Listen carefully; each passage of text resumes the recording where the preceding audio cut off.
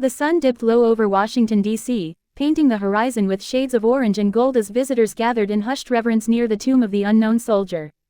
For most, it was a place of silence, reflection, and respect, a sacred ground where the footsteps of the tomb guard echoed like a timeless promise. But not everyone who came that day shared the same quiet understanding. Vanessa Caldwell, a well-known social media influencer with millions of followers, walked up the marble path with her phone in hand, her eyes fixed more on her live stream screen than the solemn ceremony unfolding before her. She had been warned by others about the strict code of respect demanded here, about the tomb guard's unyielding presence and discipline, but she brushed it off. To her, this was just another backdrop for content, another chance to spark controversy, to stir the pot, to go viral. As she positioned herself just beyond the ropes, a faint smirk played across her face. She whispered into her microphone, "Let's see if the stories are true, let's see if they really stop you for breaking their little rules." Her viewers sent a flood of laughing emojis and daring comments, egging her on. The quiet atmosphere was about to be shattered. The guard on duty was a tall, stone-faced sentinel, his uniform pressed with precision, every movement sharp and mechanical, his weapon gleaming under the last rays of daylight.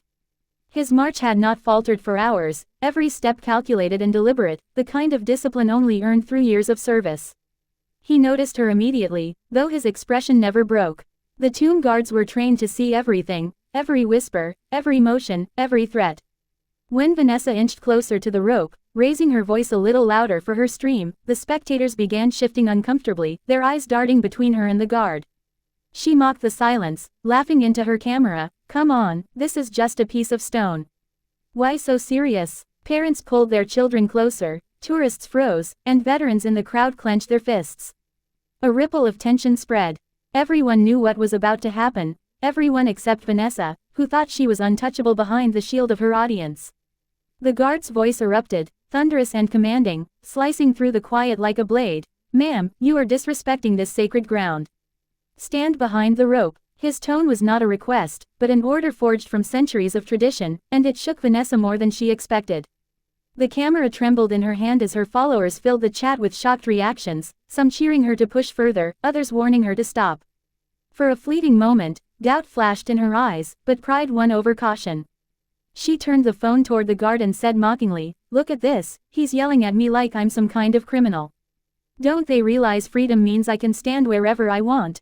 The crowd gasped. A veteran in uniform stepped forward as if to speak, but the guard's glare silenced him. This was not a place for debate. This was not a place for defiance.